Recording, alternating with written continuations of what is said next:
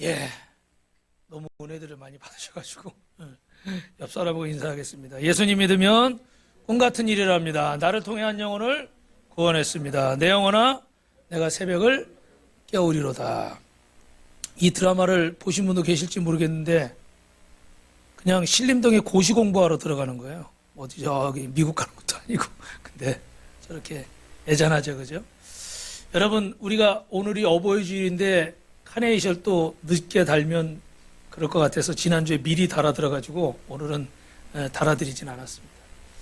송나라의 대유학자인 주자라는 사람은 주자 10회 훈이라는 글을 남겼는데 이 내용은 보면 우리 어르신들은 아시는 분도 계시겠지만 때를 놓치면 후회할 수밖에 없는 10가지가 이렇게 쫙 나와 있습니다.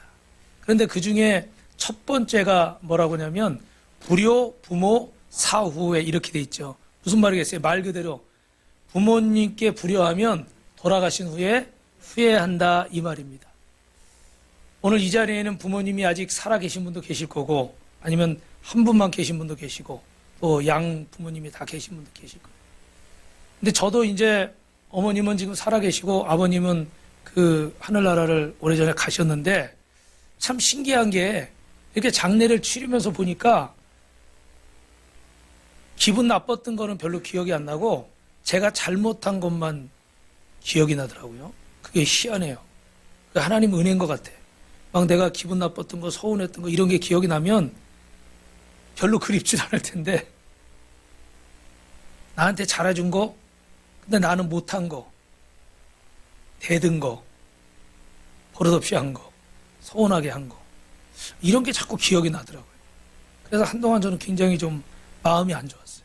전에 말씀드린 적이 있지만 오죽하면 아버지 장례 치르고 제가 기도원에 올라가서 3일 금식 기도를 했어요. 돌아가시기 전에야 살려달라고 금식 기도할 수 있잖아요. 그죠? 돌아가시고 나서 마음이 너무 안 좋으니까 제가 스스로 올라가서 3일 동안 금식하고 기도했어요. 그 얘기는 오늘 다 하면 뒤에 얘기를 못하니까 여러분이 또 모르시는 분들은 목사님이 엄청 속을 썩였나 보다. 어디 뭐 저기 뭐 죄송합니다. 큰 집도 갔다 오고 뭐 막 이랬나 보다. 그럴 수도 있을 텐데 그런 건 아니에요. 그런 건 아닌데 여러분도 다 마음에 가지고 있겠지만 자꾸 못 해드린 거, 서운하게 해드린 거, 별거 아닌 것들인데 그런 게 다 기억이 나고 또 하나는 오래 사셔서 제가 이렇게 목사가 되고 그러면 또 이렇게 어떻게 돼요? 헌금도 좀 많이 하고 좀 돈 많이 버시면 교회도 좀 세워주고 옆에서 장로님이 돼가지고 좀 많이 좀 도와주고 그러면 이 아들이 목회하는데 얼마나 도움이 되겠어요. 할렐루야. 제가 아는 목사님은 아버님이 장로님이어가지고 옆에서 맨날 그렇게 하니까 또 그 흔들리지 않는 사람이 또 있으니까 어떻게 돼요? 도움이 또 되는 거예요. 뭐 물론 뭐 가족 간에 그런 문제도 있겠지만 그런데 이렇게 저는 살아나실 줄 알았는데 이렇게 하늘나라 가고 나니까 너무 제 마음이 허전한 거예요. 그래서 너무 마음이 괴로웠어요. 근데 아무리 이제는 뭘 해도 어떻게 돼요? 이 땅에서는 다시 볼 수가 없는 거죠. 근데 이제 오랫동안 아프시다 돌아가니까 제 마음이 참 안 좋았는데 마지막 날 마지막 시간에 말씀을 통해서 응답받은 건 요한복음 3장 16절이에요. 하나님이 세상을 이처럼 사랑하사 독생자를 주셨으니 이는 저를 믿는 자마다 멸망하지 않고 영원한 생명을 얻게 하려 하심이라. 할렐루야. 전에도 말씀드렸지만 수도 없이 외웠고 들었던 말씀인데 이 말씀이 굉장히 새롭게 다가오더라고요. 오늘 그런 은혜가 있길 주님의 이름으로 축원합니다. 여러분이 다 안다고 생각하는 그 말씀들, 그러나 사실은 다 모르고 넘어간 것들이 너무 많은 거예요. 근데 성령이 역사하면 여러분 말씀 한마디만 들어도 여러분 인생이 변화되는 줄로 믿습니다. 옆 사람하고 이렇게 인사합시다. 하나님의 말씀으로 들읍시다. 백날을 듣고 천날을 들어도 하나님의 말씀으로 듣지 못하면 이 말씀은 소용이 없습니다. 여러분이 세상에서 잡지를 보거나 신문을 보는 것과 별다를 게 없습니다. 그런데 이게 하나님의 말씀으로 들리니까 그를 믿는 자는 멸망하지 않고 영생을 얻게 하려 하십니다. 제 머릿속에는 우리 아버지가 8년 동안 누워서 맨날 그냥 환자로 누워가지고 병치료하고 병원 왔다 갔다 하고 응급실 실려가고 119 타고 다니고 나중에는 몸이 퉁퉁 부어가지고 이게 다 이런데 누르면 이렇게 살이 안 나와요. 물이 차가지고 심장이 망가지고 막 이러니까. 그 기억밖에 없는 거야. 60kg 나가던 사람이 90kg가 넘게 나가는 게 다 몸에 이렇게 물이 차 있는 거잖아. 그 기억밖에 없는 거야. 그런 꿈도 꿨어요. 근데 하나님이 이 말씀을 딱 주시니까 아, 그렇구나. 이 땅에서는 멸망하는 것 같지만 하나님의 사람들은 멸망하지 않고 영생을 얻게 하려 하십니다. 믿으시면 아멘 하시기 바랍니다. 여러분, 그냥 입으로만 아멘 하면 안 돼요. 마음으로 아멘 하셔야 돼요. 또 마음으로만 생각하고 입으로 표현을 하면 안 돼요. 여러분이 정말 이 말씀을 하나님으로 말씀으로 믿으실 때 기적이 나타날 줄로 믿습니다. 또 한 번 말씀하지만 백날을 들어도 천날을 들어도 내가 못 깨닫고 못 느끼면 나랑 상관이 없는 얘기예요. 그러나 한 번, 두 번만 들어도 그게 하나님 말씀으로 들리면요, 여러분 삶이 변화돼요. 왜 내가 변화되지 않느냐? 왜 내가 달라지지 않느냐? 왜 나는 이렇게 어려운 일이 많으냐? 하나님의 말씀을 말씀으로 믿지를 못하니까. 그렇다고 여러분 뭐 이렇게 제가 억지로 믿게 해드릴 수도 없고 여러분이 또 억지로 막 나 이렇게 한다고 되는 것도 아니에요. 따라합시다. 믿음은 하나님의 선물입니다. 그러니까 내가 믿어야지 그래서 믿어지고 안 믿어야지 그래서 안 믿어지는 게 아니라 여러분이 하나님 앞에 겸손한 마음으로 나오세요. 무릎을 꿇으시고 하나님 나에게 믿음을 주옵소서. 믿음을 주옵소서. 그래서 저는 어릴 때 학생 때 맨날 했던 기도가 딴 건 없는 것 같아요. 어느 날 제가 생각해 보니까 매일 했던 기도가 뭐예요? 믿음을 주옵소서. 믿음을 주옵소서.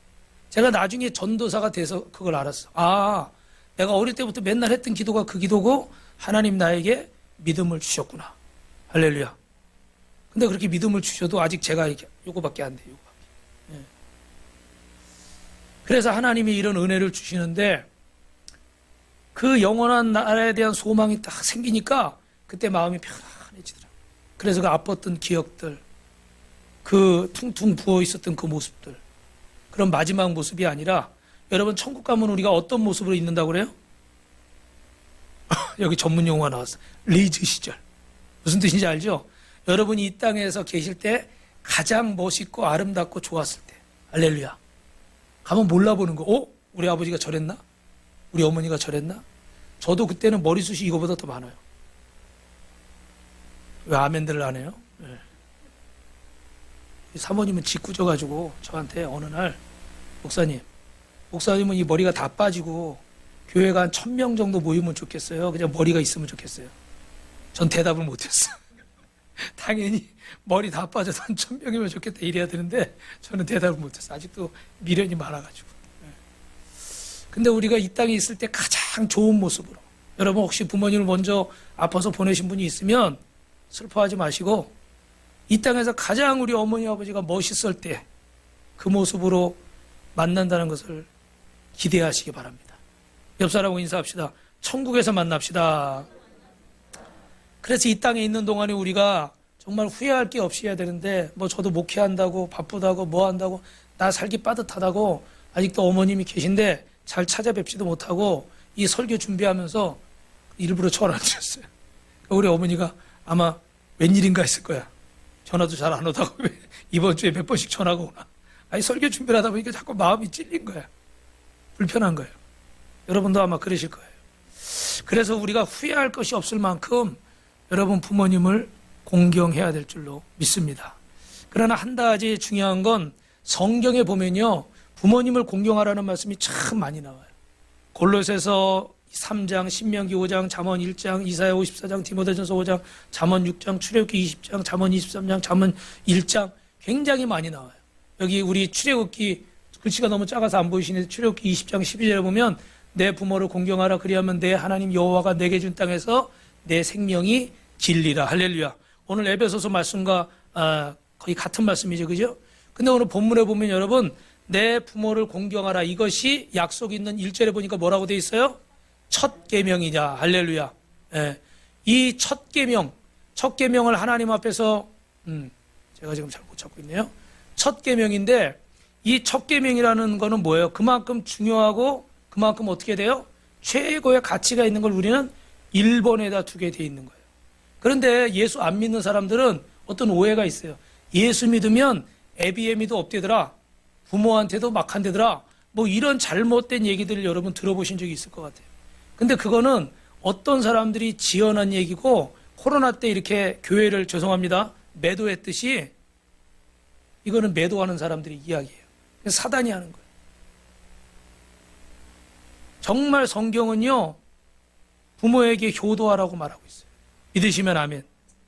그래서 하나님은 불효하는 사람을 용납하는 적이 없고 불효한 자를 복 주시는 적이 없어요. 여러 가지 이야기들이 있겠지만 특별히 압살롬 같은 아들은 다윗이 아버지잖아요. 아버지한테 서운한 게 많았어요. 그래서 그걸 분으로 품고, 앞에 얘기까지 다 하면 기니까 분으로 품고 결국은 아버지 자리를 뺏으려고 반역을 일으켰어요. 압살롬이 훨씬 똑똑했고 젊었고 그리고 몇 년 동안 준비를 잘 해가지고 군사들도 많이 모았어요. 그리고 특별히 아이도벨이라는 사람이 있는데 이 사람은 누구냐면 삼국지에 나오는 제갈공명 같은 사람이에요. 누구요? 제갈공명이 뭐 하는 사람인지 아시죠? 그죠? 아주 두뇌가 뛰어난 사람인데 이 사람이 짠 작전은 아주 대단한 작전이에요. 근데 이 아이도벨은 어느 정도냐면 다윗의 신복이었어요. 그래서 다윗이 전쟁에 나가서 백전백승할 수 있었던 것은 이런 제갈공명 같은 아이도벨이 있었기 때문이에요. 근데 다윗이 딱 도망을 가는데 피신을 하는데 아이도벨이 압살롬의 편에 섰다는 이야기를 듣고 다윗이 말에서 내렸어요. 그리고 무릎을 꿇었어요. 길바닥에. 왜 그런 줄 아세요? 그가 얼마나 똑똑한 사람인지 알아요. 임금은 다윗이지만 그 모든 군사들이 누구를 존경하냐면 이 아이도벨을 제일 존경해요. 옛날에 아이젠하워나 우리나라에 옛날에 메가더 장군이나 우리 이수시 장군 같은 분 있죠. 그죠? 그 이상으로 막 존경하는 사람이에요. 근데 그런 사람이 압살롬의 편에 섰다고 그러니까 어떻게 되겠어요? 군인들의 마음도 확 기울어버린 거예요. 그리고 몇 년 동안 성문에 신하들을, 자기 부하들을 둬가지고 어떤 사람들이 막 문제 있어서 임금 만나러 도움 청하러 오잖아요. 그러면 다 자기 부하들이 가서 그 사람들 만나가지고 먹이고 입히고 재우고 문제를 해결해 주는 거예요. 몇 년 동안. 그러면서 다윗은 지금 이제 나이가 많아서 왕 노릇을 잘 못한다. 이제 압살롬이 임금이 될 건데 너를 이렇게 도와줄 거다. 그러고 몇 년 동안 다 민심을 어떻게 장악을 했어요. 그러니까 이거는 그냥 그때 당시 뉴스가 나오는 게 아니잖아요. 그러니까 다 사람들의 마음이 당연히 압살롬이 왕이 되는 것처럼, 그리고 다윗은 나이 들어서 더 이상 아무것도 못하는 것처럼, 뒷방 노인네처럼 이렇게 돼버린 거예요. 그런데 거기다가 이 중요한 인물이 다윗의 편에 서 있다고 그러니까 다윗은 어떻게 돼요? 빠바밤. 그리고 어떻게 해요? 갑자기 화면이 어두워지면서 고개를 떨고 절망인 거예요. 그래서 무릎을 꿇었어요. 그 길바닥에서 무릎을 꿇고 했던 기도가 뭔지 아세요? 사무엘상에 보니까 한번 따라해보세요. 아이도벨의 모략이 허사가 되게 해주십시오. 그가 얼마나 머리가 뛰어난 사람인지. 다윗도 그 때문에 도움을 많이 받았거든요. 근데 그게 압살롬 편에 선다고 하니까 다윗이 너무 절망적인 거예요. 그때 한마디 기도밖에 못하는 거예요. 하나님, 그의 모략과 그의 지혜가 헛된 것이 되게 해주십시오. 그래서 나중에 또 설명할 기회가 있을까요? 그 나중에 뒤에 가서는 이 성을 차지해서 예루살렘 성을, 다윗은 지금 피신해서 도망을 가고 있고, 근데 그때 다윗이 후세라는 신복을 남겨뒀어요. 그런데 이 아이도벨 말을 듣고 성까지 점령을 했으니까 당연히 누구의 말을 듣겠습니까? 압살롬이? 아이도벨의 말을 들어야 되잖아요. 근데 다윗이 스파이로 숨겨놓은 이 후세의 말을 듣는 거예요. 압살롬은 지금 쫓아가서 끝내야 된다는 거고, 결론만 얘기하면 후세는 지금 도망가는데 이 밤중에 우리가 쫓아가 봐야 우리 병사들도 피해를 보니까 내일 어차피 승기는 기울었다. 그러니까 내일 우리가 이게 전열을 가다듬면서 내일 치자. 근데 이 압살롬의 모략이 허사가 돼버리니까, 압살롬이 아이도벨이 모략 허사가 되니까 누구의 말을 들어요? 이 후세의 말을 듣는 거예요. 그래서 그 밤에 다윗은 군사들을 모으고 전열을 정비해서 다음날 맞붙었는데 어떻게 됐어요? 누가 이겼어요? 다윗이 이겼어요. 여러분, 이게 다윗이 한 일입니까? 압살롬이 한 일입니까? 누가 한 일이에요? 하나님이 하신 일. 압살롬은 도망가다 그 자랑하던 머리카락이 상수리 나무에 걸려서 죽었죠. 불효하는 자는 하나님이 심판하셔요. 효하는 자는 하나님 복 주시는 줄로 믿습니다. 옆 사람하고 인사합시다. 하나님은 부모에게 효도하는 자에게 복 주십니다. 그러면 오늘 본문에 1절을 보니까 자녀들아 주 안에서 너희 부모에게 어떻게 해요? 순종하라. 여러분, 첫 번째는 따다합니다. 순종으로 부모님을 공경합시다. 근데 오늘 말씀해 보니까 주 안에서 너희 부모에게 순종하라고 그러는데 어떤 사람들은 주 안에서라는 말을 이렇게 해석하는 거예요. 하나님의 뜻에 맞으면 순종하고 하나님의 뜻에 안 맞으면 불순종해도 된다. 이렇게 해석을 하는 거예요. 근데 이 말은 여러분 잘못된 겁니다. 이거는 부모님 앞에 불효하는 자들이 합리화시켜서 하는 말이에요. 마치 여러분 이런 사람들은 어떤 사람이냐면 성경에 보니까 신약에 고르반 이런 게 나오잖아요. 여러분 고르반이 뭔지 아세요? 고르반 기억나세요? 옛날에 이렇게 뭐가 있어요. 이렇게 물건이 있으면은 뭐 돈이 있거나 음식이 있고 그러면 이걸 하나님께 바친다. 그리고 고르반 하는 거예요. 하나님께 바칩니다. 그러면 부모라고 할지라도 그거 마음대로 어떻게 쓸 수 있어요? 없어요? 못 쓰는 거예요. 근데 정말 여러분 이걸 하나님 앞에 바친 게 아니라 부모에게 주는 게 아깝거나 그러니까 어떻게 돼요? 음식이나 물건이나 뭐 돈이나 뭐 다 어떻게 돼요? 다 고르만 해버리는 거예요. 이 불효자들이.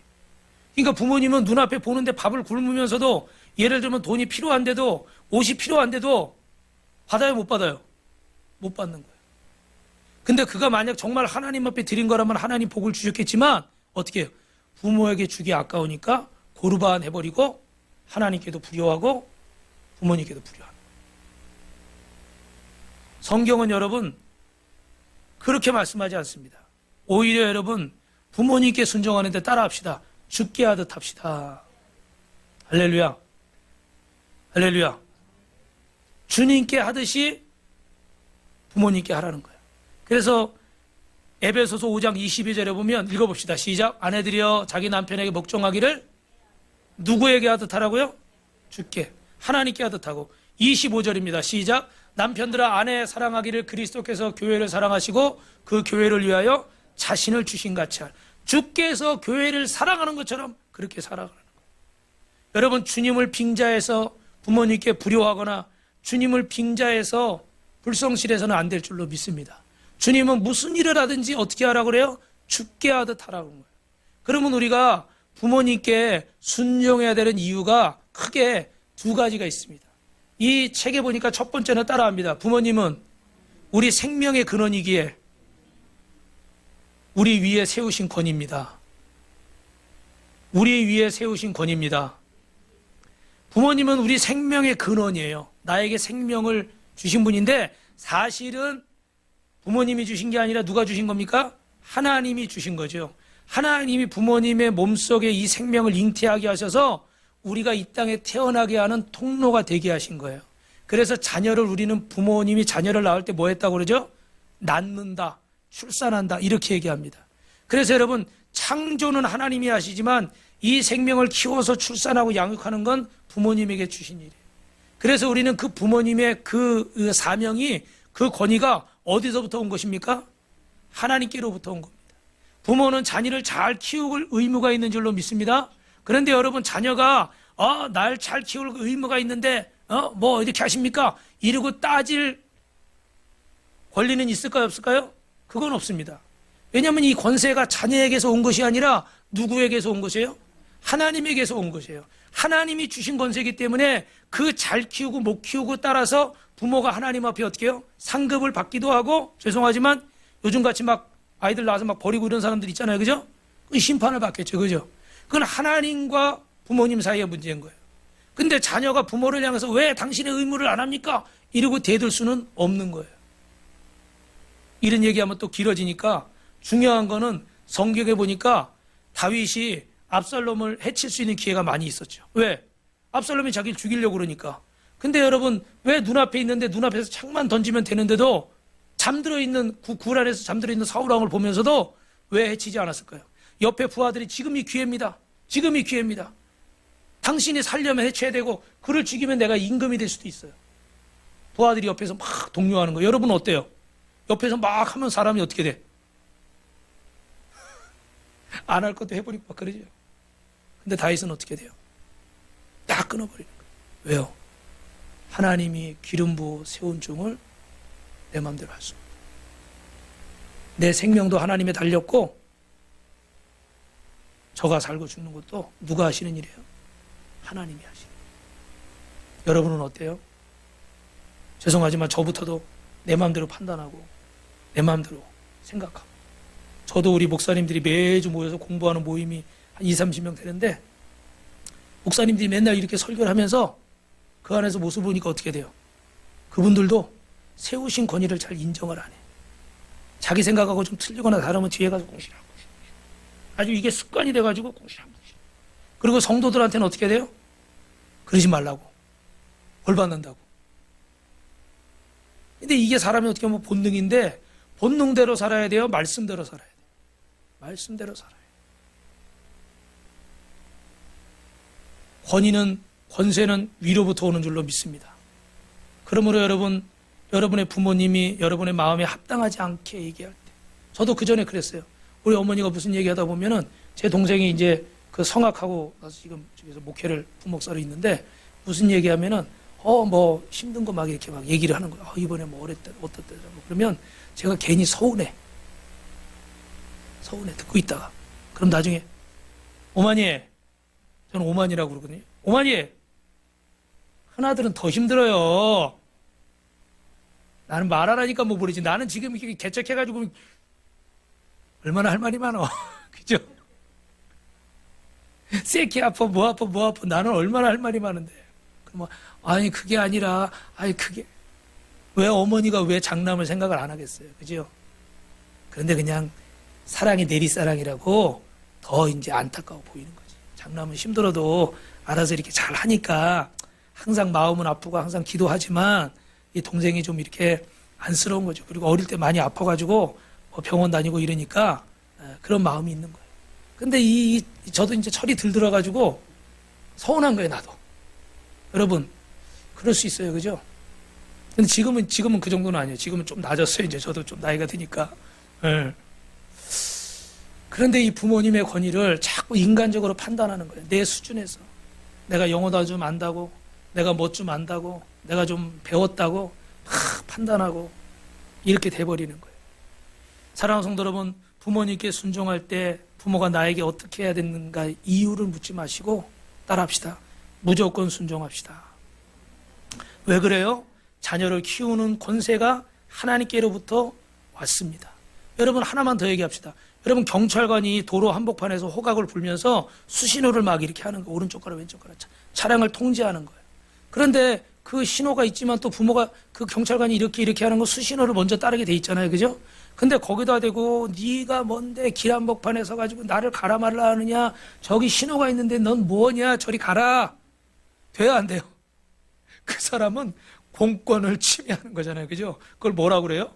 뭐 공권력 방해, 공무방해, 공무집행 방해, 그죠? 그래서 그 사람은 그걸로 처벌받을 수가 있어요, 그죠? 하나님이 공권을 주신 거예요, 부모님에게. 믿으시면 아멘. 비교하면 안 돼요. 여러분, 하나님을 바라봐야 돼요, 세상을 바라봐야 돼요. 하나님을 바라봐야 돼요, 세상을 바라봐야 돼요. 하나님 봐야 되잖아요. 근데 우리가 원망, 불평이 나올 때는 어떤 때예요? 세상을 바라볼 때. 왜요? 비교가 되는 거예요. 내 부모님만 바라보면 감사가 넘치는 거예요. 나 같은 사람이 이렇게 낳아서 키워서 기르느라고 저렇게 고생하시고 저렇게 주름살 생기고 저렇게 늙으셨는데, 그러면 감사만 하는 거예요. 그런데 철이 없을 때는 어때요?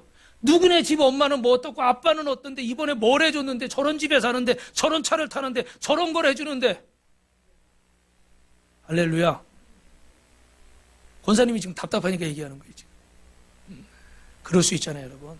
물론 이제 여기 이제 그런 은혜를 깨달으신 분들은 안 그러겠지만 또 이렇게 자녀들이 나이가 적고 그러면 그럴 수도 있고, 또 나이가 들어도 죄송하지만 철이 안 들면 또 그런 생각을 항상 하게 돼 있어요. 항상 비교하고 남의 집 부모들은 이렇게 뒷바라지는데, 그래서 이제 그런 것들을 섭섭해하고 이런 경우들이 많이 있는데, 여러분, 부모님을 불순종하는 것은 하나님이 주신 자녀 양육의 권위와 권세에 불순종하는 거예요. 그러므로 여러분, 이 책에 보면은 요 밑에 이렇게 써 있어요. 만만한 부모는 뭐라고요? 위험하대요. 그러니까 자녀들에게 요즘 자녀들에게 화도 안 내고 애들 뭐 할까봐 뭐 한다고 그러는데 뭐 다 좋습니다. 지혜롭게 잘 하십시오. 근데 분명한 거는 하나님이 부모에게 주신 권위가 있어요. 권세가 있고. 확실하게 앞에서 지난번에 얘기했죠. 아버지 역할, 프로텍트, 가드. 보호도 해줘야 되지만 인도자도 돼줘야 되는 거예요. 어떻게 믿음으로 살 것인가? 어떻게 하나님 앞에 살 것인가? 우리 사모님은요, 우리 예진 씨, 필립 씨가 아직 뭐 나이가 많지 않지만 어릴 때부터도 뭐 알바하거나 뭐 하거나 그러면 항상 이 믿음 생활에 대해서 11조 생활이나 헌금 생활에 대해서 잔소리를 엄청 많이 해요. 저는 뭐 잘 안 보니까 잘 모르는데 엄청 잔소리를 많이 해요. 그렇게 하면 안 된다고. 그렇게 하면 안 된다고. 하게 내버려 두면 어떻게 돼요? 아까운 거예요, 아까운 거. 사람이 내버려두면 자기 본능대로 사는 거예요. 제가 금요일 날도 말씀드렸지만, 그러니까 이번에 이렇게 거기는 미금을 송금할 때마다 수수료가 많이 붙는데요. 그래서 3개월에 한 번 이렇게 지금 11조를 이번 주에 보냈어요. 할렐루야. 할렐루야. 그랬는데 우리 사모님이 이제 뭐 여러 가지 일들이 있었으니까 이거 아까워하지 말고 뭐 이렇게 했더니 우리 필립 씨가 엄마 나 안 아까워. 난 하면 더 하지 적게는 안 해. 할렐루야. 교육의 힘이에요. 교육의 힘. 내버려 둬서 하는 게 아니에요. 듣기 싫어하도 잔소리를 하는 거예요. 때로는 부딪혀서 분위기가 안 좋아져도 가르칠 땐 가르쳐야 되는 거예요. 너무 맨날 혼만 내고 막 이러면 안 되겠지만 가르칠 땐 가르쳐야 되는 거예요. 근데 부모님들이 너무 만만해. 그냥 내버려만 두는 거예요. 컸다고 내버려두고 어리면 어려서 모른다고 내버려두고 그러니까 어느 길로 가겠어요? 딴 데로 가버리는 거예요. 사랑하는 성도 여러분, 부모님에게 주신 권위를 인정하시길 주님의 이름으로 축원합니다. 그리고 두 번째는 왜 순종해야 되는가? 부모님의 은혜가 너무나 뭐하기 때문에요? 크기 때문에. 그래서 반포지호라는 말이 있는데 까마귀 새끼가 자라서 늙은 어미에게 먹이를 물어다 주는 효를 말하는 겁니다. 자식이 자라면 어버이 은혜에 어떻게 돼요? 보답해야 돼요. 할렐루야. 제가 여러분 이런 얘기하는 거를 이해하고 들으십시오. 저도 제가 경험한 거 안에서 얘기를 하고 제가 읽은 책이나 제가 아는 안에서 얘기를 하다 보니까 저희 가족들 얘기를 많이 하게 되는데 사실은 뭐 이렇게 작은 교회를 하다 보니까 뭐 학원을 제대로 보내고 등록금을 제대로 줘주고 용돈을 제대로 준 적이 없어요. 그래서 그들이 조금 커서 이렇게 알바를 조금 해서 뭐 자기 용돈을 쓰고 자기 책을 사고 이렇게 하니까 사실은 미안한 마음이 많이 있어요. 근데도 무슨 때가 되면 뭘 하겠다 그러면 만류해 본 적이 없습니다. 말려본 적이 없다고요. 왜 말리지 않았는지 아세요? 내가 더 줘야 되고 내가 해줘야 되는 게 부모지만 그들 쓰기에도 부족한 그런 금액이지만 할 때 두는 거예요. 부모에게 심는 게 있고 누구에게 심는 거예요? 누구에게 심는 거예요? 확실히 대답을 하세요. 누구에게 심는 거예요? 하나님께 심는 거예요. 그래서 그냥 둡니다. 마음으로는 미안하지만. 어떨 때 우리 예진 씨가 요새 일을 하잖아요. 그죠? 저희 때 학원도 공부도 하고 그러지만 어떨 때 내가 필요한 것도 얘기를 해요. 내가 돈이 없거든. 그래서 얘기를 하면 지난번에도 뭐 얘기하니까 알았어요. 이거 성과금 나왔는데 아빠 드릴게요. 할렐루야.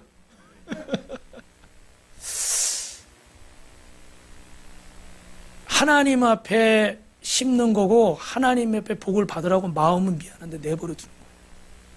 그 돈 안 쓰면 저축할 수도 있겠지만 결혼한 사람은 자기 새끼들한테 쓸 거고 자기 위해서 쓸 거고 자기 옷 사 입을 거고 자기 신발 살 거고 자기 필요한 데 쓸 거예요. 뭐 저축을 할 수도 있겠지만 부모님 돌아가시고 나면 어떻게 돼요? 쓰고 싶어도 쓸 수가 없어요. 없어도 효도를 해야 되는데 저부터도 어떻게 돼요? 당장 내 사정이 이르니까 주머니 형편만 따지다가 우선순위는 항상 부모님이 밀려버리는 거예요. 그죠? 그래서 결국 다 후회하는 게 뭐예요? 돌아가시고 나면. 좀 좋아지만 하려고 그랬는데. 그죠? 좀 나아지만 하려고 그랬는데. 못하는 거예요.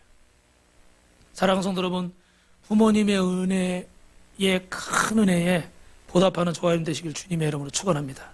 두 번째는 여러분 따라합시다. 자랑스러운 자녀가 되어 부모님을 공경합시다. 우리 시편 127편 3절부터 5절 말씀 같이 있습니다. 시작. 보라, 자식들은 여호와의 기업이요 태의 열매는 그의 상급이로다. 젊은 자의 자식은 장사의 수중에 화살 같으니 이것이 그의 화살통에 가득한 자는 복되도다. 그들이 성문에서 그들의 원수와 담판할 때에 수치를 당하지 아니하리라. 할렐루야. 자식은 화살통에 들어있는 화살 같대요. 여러분, 총에 들어있는 총알과 같은 거예요. 그래서 이 화살이 없으면 전쟁을 할 수 있어요, 없어요? 전쟁을 못하는 거죠. 자식은 부모에게 이 화살통에 들어있는 전통에 들어있는 화살 같은 거예요. 언제든지 뽑아서 적을 공격하고 우리를 보호할 수 있는 아주 중요한 거예요. 아주 자랑스러운 거고 이 생명을 지키는 겁니다. 그래서 이 자식은 부모 앞에 영광이 되어야 될 줄로 믿습니다. 할렐루야. 그러면 어떤 자녀가 되어야 부모님이 자랑스러워 하실까? 여러분, 아직 부모님이 안 계시거나 이런 분들은 내가 결혼해서 내 자녀들을 어떻게 양육할 건가? 이렇게 또 말씀을 통해서 배우시면 돼요. 첫 번째는 따라합니다. 누구에게도 손가락질 받지 않게 살아야 됩니다. 여러분 저를 보십시오. 여러분 누가 여러분 부모님을 욕을 하면 기분이 좋으세요? 안 좋으세요? 안 좋죠. 제가 아는 어떤 분은 누가 이렇게 부모님 욕을 했나 봐요. 그랬더니 어떻게 돼요? 다 뒤집어 버렸대.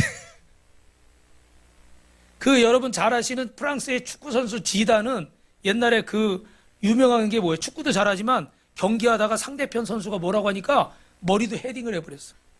그래가지고 퇴장당했어. 그죠? 그 유명한 사건이에요. 근데 나중에 밝혀졌는데 그 친구가 뭐라고 그랬대요? 그 선수가, 상대편 선수가 그 어머니를 욕하고 이렇게 한 거예요. 좀 안 좋은 입에 담지 말아야 될 말을 한 거야. 그러니까 어떻게 돼? 그냥 머리로 들이받아 버렸어. 여러분 부모님의 이름을 누가 흉을 보면 안 좋으시죠? 여러분 부모님이 여러분의 이야기를 듣는데 안 좋은 소리를 듣는 거예요. 어떨까요? 마음이 얼마나 상하시겠어요? 얼마나 속상하시겠어요? 자식은 부모의 면류관인데 이게 부끄러운 면류관이 돼버리면 안 돼요. 그래서 부모님께 이렇게 실망시켜드리지 않도록, 손가락질 받지 않도록, 누구 자식이 죄송합니다 어떻게 해서 감옥 갔대더라, 어떻게 해서 뭐 했대더라, 얼마나 괴롭겠어요. 그죠? 두 번째는 따라합시다. 주변 어른들께도 칭찬받는 자녀가 됩시다.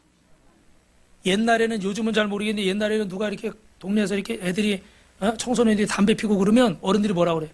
저거 누구 집 자식이냐고, 저 애비 누구냐고 막 이래요. 그죠? 뭐 잘못하면 어른들이 다 동네에서. 지금은 애들이 담배 피는 거 봐도 어떻게 해요? 큰일 나요. 그죠? 얻어맞아요. 잘못하면. 시대가 참 그런 시대가 됐지만 여러분, 부모님께 이렇게 누를 끼치지 않는 것도 중요하지만 주변 분들에게 여러분이 칭찬을 받고 뭐 무거운 걸 들고 가신데 들어진다든지 뭐 어려움 당했는데 이렇게 한다든지 그러면 어떻게 될까요? 그 부모가 칭찬을 받는 거예요. 그 부모가 누군지를 몰라도 높임을 받는 거예요. 할렐루야. 세 번째 따라합니다. 형편이 어려워도 부모님께 도리를 다합시다. 부모님들이 어른이 이 나이가 많이 드시고 그러면 경제력도 없고 자식들에게 다 퍼주고 나니까 뭔가 여력이 없잖아요. 그죠? 그러면 자식들이 해주는 거 가지고 이렇게 그거 가지고 사시는데 보면은 노인정 가면 이럴 때 어때요? 다들 막 이런 거 카네이션 달고 새 옷 입고 와가지고 어떻게 해요? 이렇게 자꾸 하잖아요. 왜요? 봐달라 이거죠. 못 보던 거네? 그럼 뭐라고 그래요? 우리 아들이 막 빠마를 막 빠글빠글 하셔. 어디 가서 머리 했네? 우리 딸이. 자기가는 미용실에 있었다고 막 자랑을 하는 거예요. 그 몰라주면 괜히 신발을 안 벗고 계속 신발장에서 왜 뭐? 아니 신발 새로 막 이렇게 부모님은 제가 너무 연기가 지나쳤나요? 자랑을 하고 싶은 거예요. 그래서 안 사주면 내 돈으로 사서라도 자랑을 하고 싶어요. 왜요? 자식이 부모의 상급이에요. 저도 이 설교하면서 많이 찔리거든요. 그런데 여러분 할 수 있는 한 최선을 다하시길 축원합니다. 마지막 네 번째로 따라합시다. 최선을 다해 삶으로 성공할 수 있으면 성공하십시오. 밤을 낮삼아 공부하시고 일도 하시고 그 분야에서 뛰어난 사람이 되시고 승진도 하시고 돈도 버시고 사회적 지위도 높아지시고 명성도 쌓으십시오. 부모님은 여러분의 성공한 인생을 살지 못해도 여러분을 사랑하지만 그러나 성공적인 인생을 산다면 자식은 부모의 자랑이 되고 즐겁게 하고 면류관이 될 줄로 믿습니다. 할렐루야. 옆 사람하고 인사합시다. 성공해서 부모님께 효도합시다. 그러나 이런 이야기를 할 때 여러분 섭섭해하지 말고 잘 들으십시오. 이 성공을 세상적인 성공으로만 생각할 때 여러분의 마음이 서운해질 수 있어요. 왜? 내가 뜻대로 안 될 때는 너무 마음이 안 좋은 거 아니에요. 그죠? 그런데 여러분 성경에 보면 창세기 45장 46장에 보면 요셉이 나오잖아요. 그죠? 요셉은 어떻게 돼요? 형들에게 미움받아서 구덩이에 빠지고 노예로 애굽에 팔려가고 아버지는 어떻게 돼요? 형들이 피 묻은 옷을 가지고 와가지고 죽었다고. 가장 사랑하는 자식이 죽었다고 그러니까 요셉은 눈물로 세월을 보냈어요. 근데 그 요셉이 어떻게 돼요? 애굽의 노예로 살면서 하나님의 은혜로 결국은 애굽에 뭐가 됐어요? 총리가 됐어요. 총리가 돼가지고 그 형제들이 곡식 사러 왔을 때 그들을 만나가지고 나중에 그 용서하고 어떻게 화해한 다음에 아버지를 모셔오라고 저기 보니까 어떻게 해요? 마차를 보냈어요. 할렐루야. 예. 그런 왕궁에서, 애굽에서 왕궁에서 보낸 마차니까 얼마나 좋았겠어요. 그죠? 지구모라 말하면 아주 막 최고 그런 좋은 차였겠죠. 그죠? 그래가지고 거기에 또 뭐 마차만 갔겠어요? 거기 신하들이 우르르 갔을 거 아니에요. 그죠? 가가지고 총리의 임금 다음이잖아요. 최고 권력자 아니에요. 그죠? 그러니까 그런 다 금유한양이죠. 쉽게 말하면. 그렇게 해가지고 다 마차를 보내가지고 모시고 오라고 그러니까 야곱이 어떻게 돼요? 얼마나 마음이 행복했겠어요. 할렐루야. 여러분 꼭 세상적인 성공에만 초점 맞추지 마시고 따라합시다. 주 안에서 축복을 받아서 부모님을 자랑스럽게 해드립시다.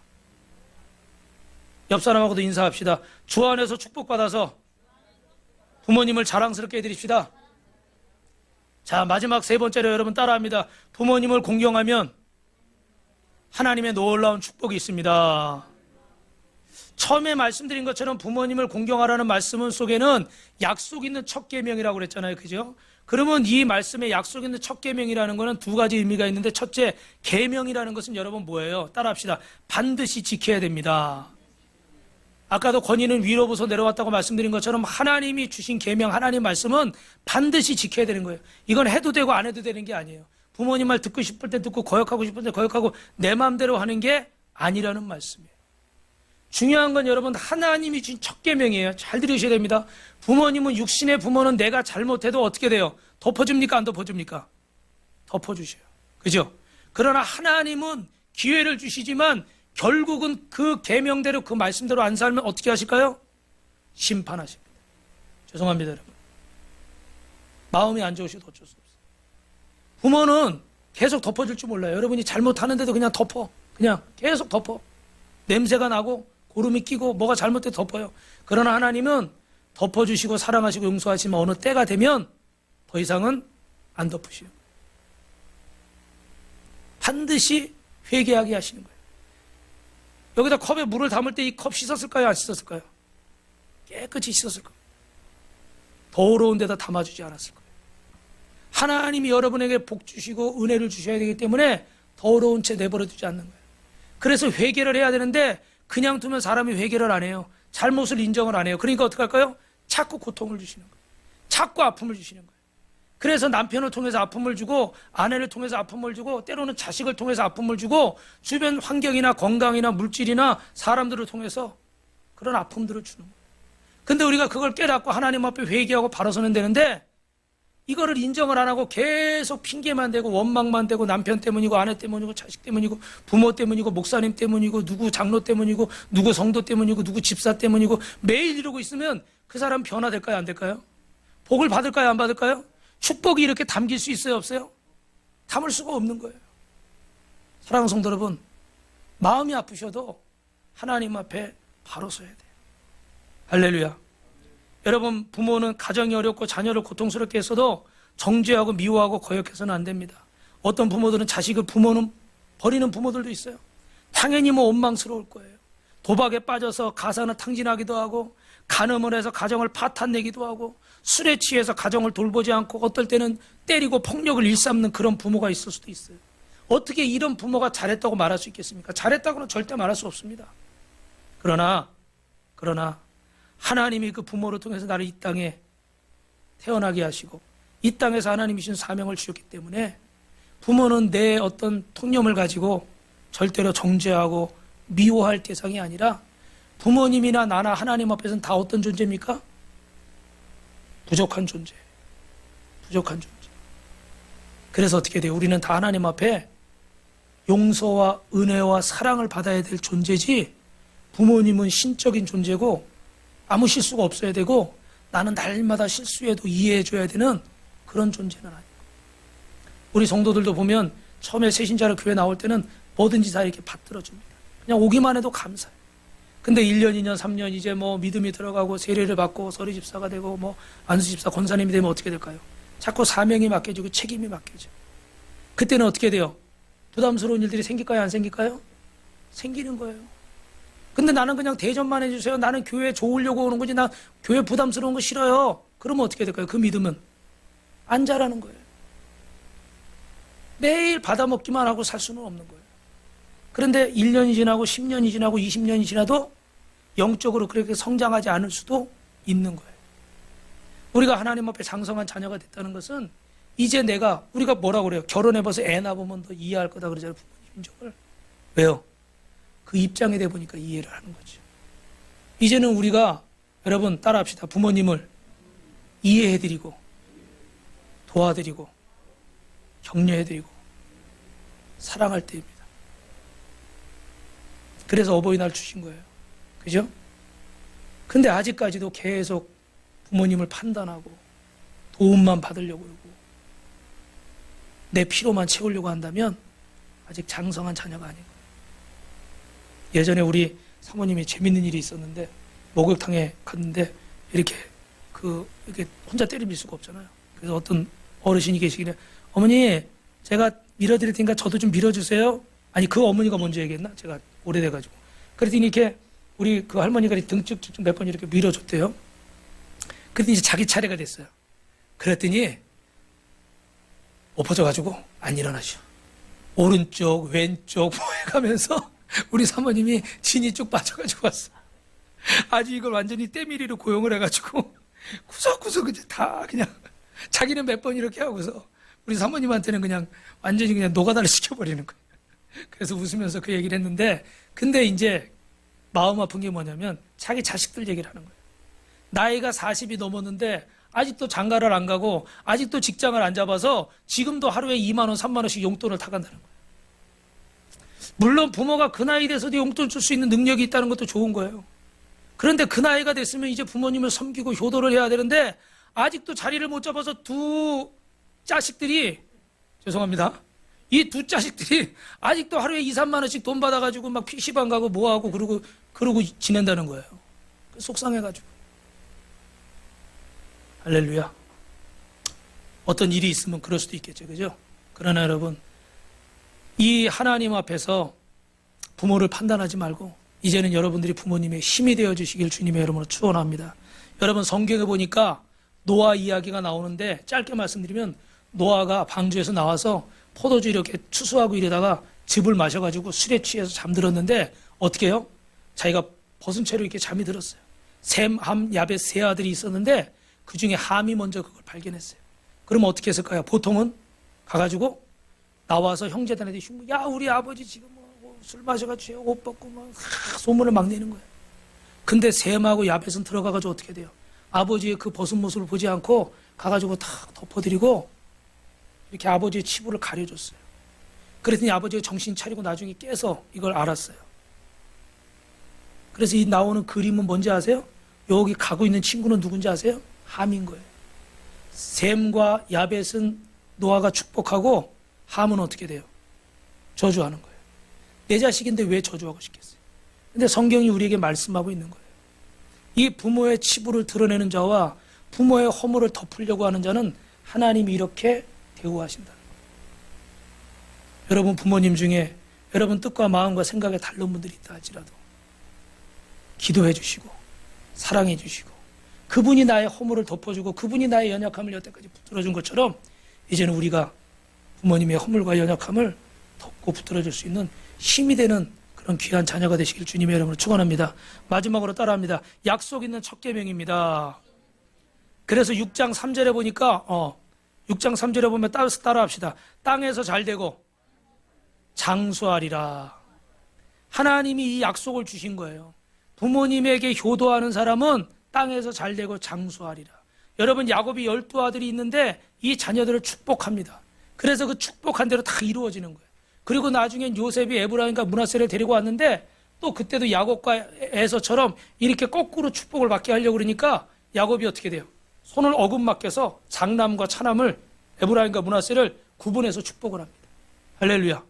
그 축복을 그대로 이루어지는 거예요. 그런데 여러분 저를 잘 보십시오. 저를 보세요. 내 자녀가 허물이 있는데 계속 복만 주라고 기도하면 하나님 주실까요? 안 주실까요? 죄송하지만 하나님이 안 주십니다. 왜 야곱이 손을 어긋맞겼겠어요? 이게 아니야. 하나님 뜻은 이거야. 너는 이렇게 장남 먼저 복을 받기 원해도 하나님의 뜻은 이거야.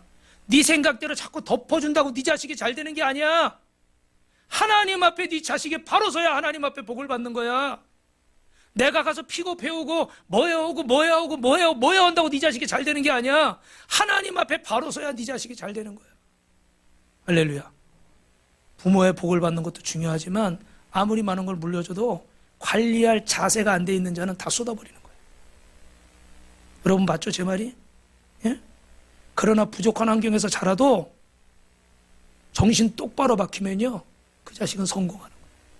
어디 가서 뭐 하나 해도 하게 돼 있어요. 누구에게 책임 있어요? 부모님이 그걸 하나님 앞에 바로 안 세우고 계속 이렇게, 그럼 결국 그 자식은 하나님 앞에 바로 못 서요. 그래서 여러분 어렵고 힘들어도 하나님 앞에서 잘 세우시길 주님의 이름으로 축원합니다. 약속 있는 첫 계명이에요. 이것이 어떻게 돼요? 땅에서 잘 되고 장수하는 것이다. 할렐루야.